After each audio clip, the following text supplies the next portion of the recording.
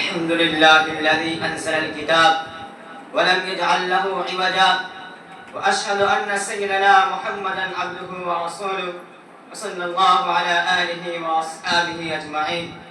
أما بعد، أعوذ بالله من الشيطان الرجيم. إنا أنزلناه بلسان عربي مبين، ولو جعلناه قرآنا أعجميا لقالوا لولا فصلت آياته أعجمي وعربي. رئيس الحفل الكريم وأساتذة الأجلاء وأحبائي وزملائي، إني أذوق وأشتاق إلى موضوع هام في هذا المجلس المبارك الذي يكون محببا لدى البشرية كلها، وهو الحديث عن الدستور الإلهي الذي أنزل من فوق 7 سماوات. فأرجو منكم الالتفات والاستماع أيها المستمعون الكرام.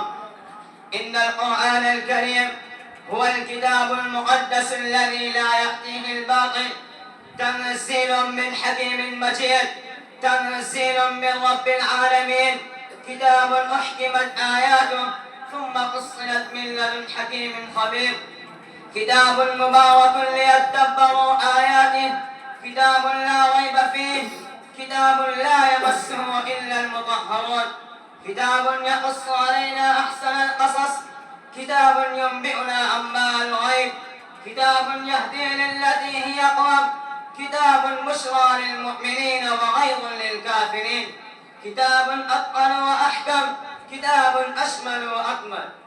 يا إخواني، إنه معجز في كل شيء، معجز في ظاهره وباطنه، معجز في ألفاظه وحروفه، معجز في مداته وغناته، معجز في تصاريفه ومشتقاته، معجز في تراكيبه وتنظيماته، معجز في حقائقه ودقائقه، معجز في تراوته وتلاوته، معجز في غنائه ورناته، معجز في مقاصده ومطالبه، معجز في بيانه وأسلوبه، معجز في فصاحته وبلاغته، معجز في قوانينه وتعاليمه، معجز في أوامره ونواهيه، معجز في أحكامه وأغراضه، معجز في تأثيره ونفوذه، معجز في غلبته وسيطرته.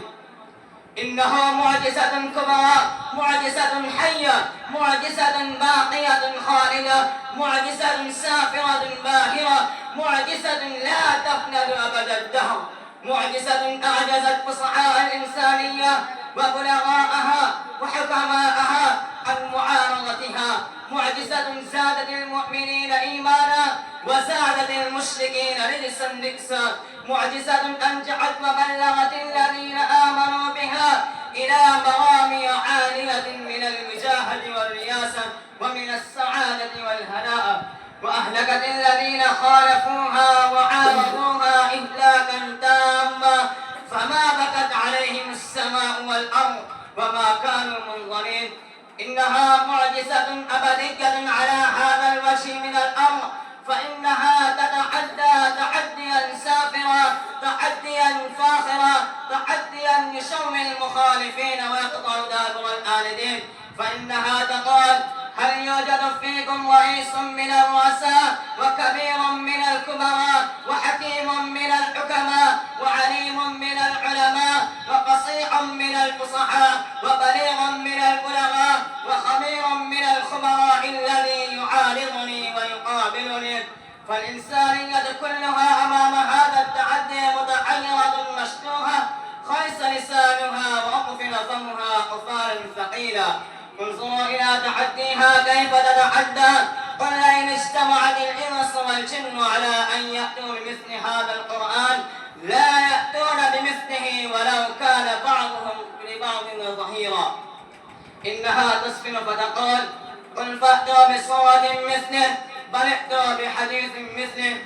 يا إخواني، هذه المعجزة تحثنا على التفكر والتدبر، تحثنا على التعقل والتجسس، ويفتح لنا أبواب العلم والمعرفة، أبواب الرشد والهداية، أبواب الفلاح والنجاح، أبواب التفقه والتبصر، أبواب العظة والنصائح. فإنها تدعونا في في كل وقت وفي كل حال إلى المراشد العالية الفائقة، وإلى التعاليم الأبدية السرمدية التي تكون ضامنة للفلاح والنجاح. فنورا قلوبكم وسيرا بواطنكم ودواخلكم بهذه المعجزة الباهرة، واعتنقوها اعتناقا حقيقيا لتكون لكم الخلافة في الأرض والوراثة في جنات النعيم وهم فيها خالدون. أكتفي بهذه الكلمات، والسلام عليكم ورحمة الله.